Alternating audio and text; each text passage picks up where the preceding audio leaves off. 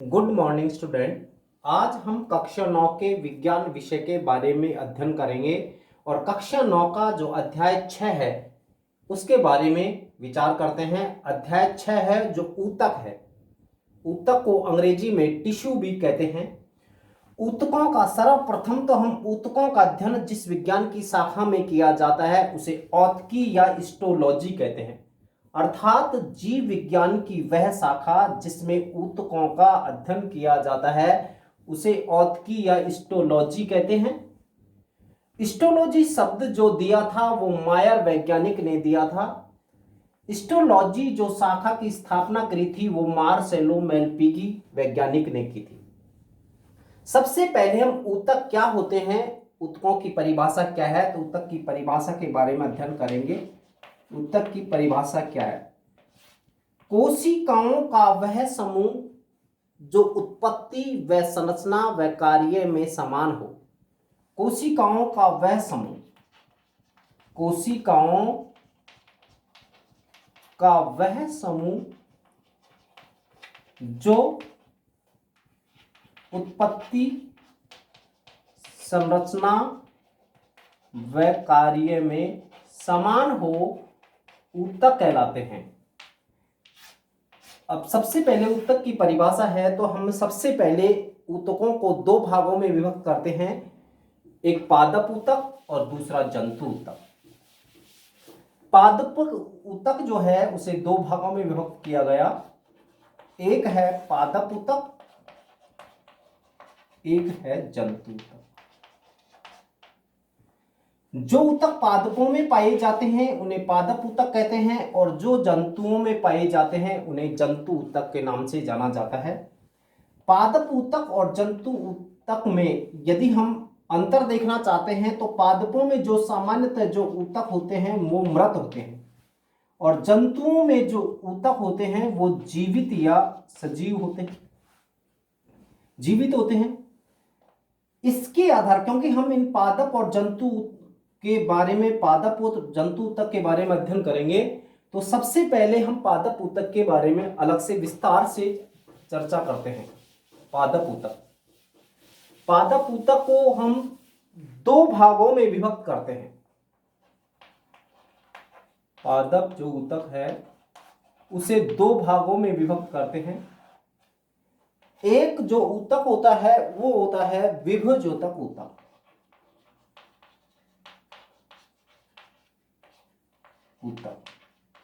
और दूसरा जो ऊतक होता है वो होता है स्थायी ऊतक।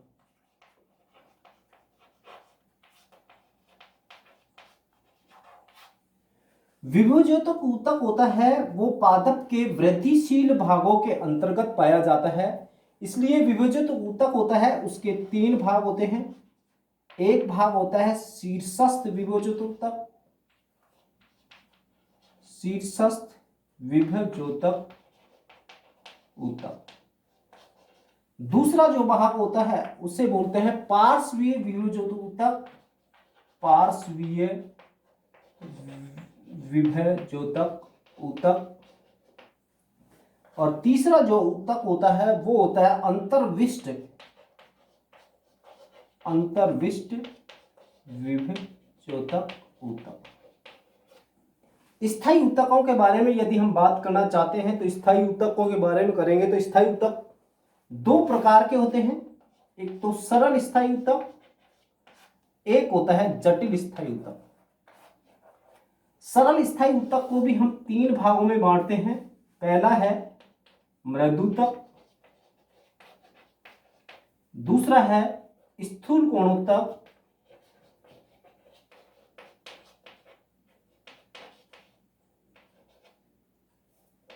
स्थूल कोणोत्तक, और तीसरा होता है वो होता है स्क्लेरेनकाइमा ऊतक, दृढ़ ऊतक।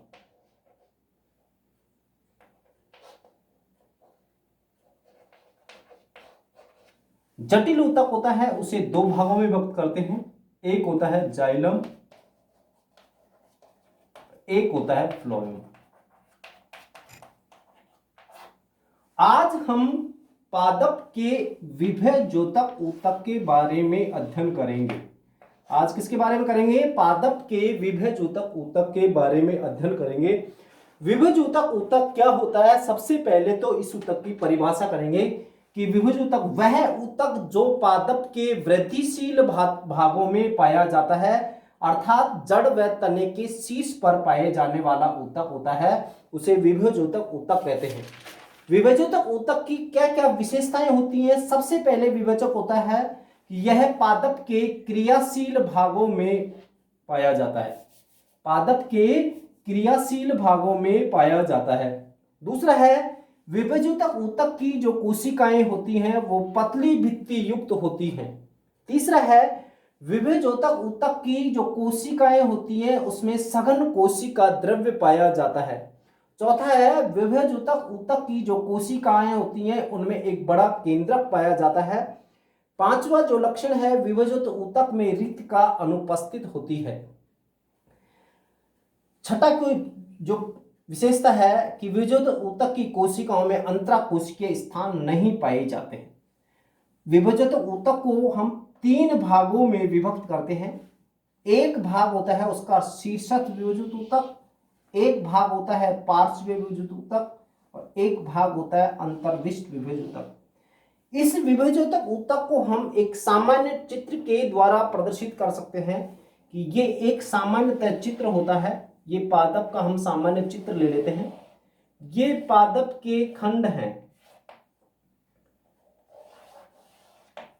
जो पादप के शीर्ष पर पाया जाता है उस ऊतक को हम शीर्षस्थ विभज ऊतक कहते हैं।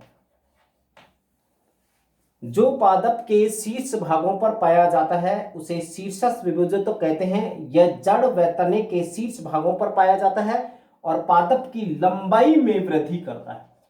पादप की लंबाई में वृद्धि करता है। दूसरा विभजित ऊतक है वो पार्श्व विभजित होता है। यह तने के पार्श्व वाले भागों में, पार्श्व वाले भाग ये होते हैं तने के पार्श्व भागों वाले भागों में लंबाई के समांतर पाया जाता है, जिसे पार्श्व विभजित ऊतक कहते हैं और इससे पादप की मोटाई में वृद्धि होती है। पादप की मोटाई में वृद्धि होती है। तीसरा जो ऊतक होता है वो अंतर्विष्ट ऊतक। यह जो ऊतक जो पाया जाता है पादप में क्या होते हैं, तने के अंदर नोड व इंटरनोड पाए जाते हैं। तो जो पर्व वाला भाग होता है उसके दोनों ओर पर्व को बोलते हैं इंटरनोड। इंटरनोड, नोड और इंटरनोड, तो इस जो पर्व के दोनों ओर पाए जाने वाला ऊतक होता है उसे अंतर्विष्ट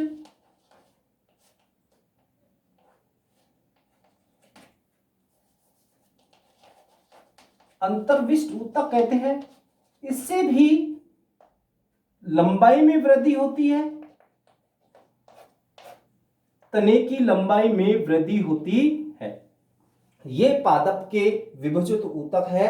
विभजित ऊतक का जो कार्य होता है पादप की लंबाई में वृद्धि करना होता है, पादप की में नई कोशिकाओं का निर्माण करना होता है, पादप की मोटाई में वृद्धि करना होता है। यह विभजित ऊतक की सामान्य जानकारी है। इससे अगला स्थायी ऊतक के बारे में हम अगले वीडियो में पढ़ेंगे।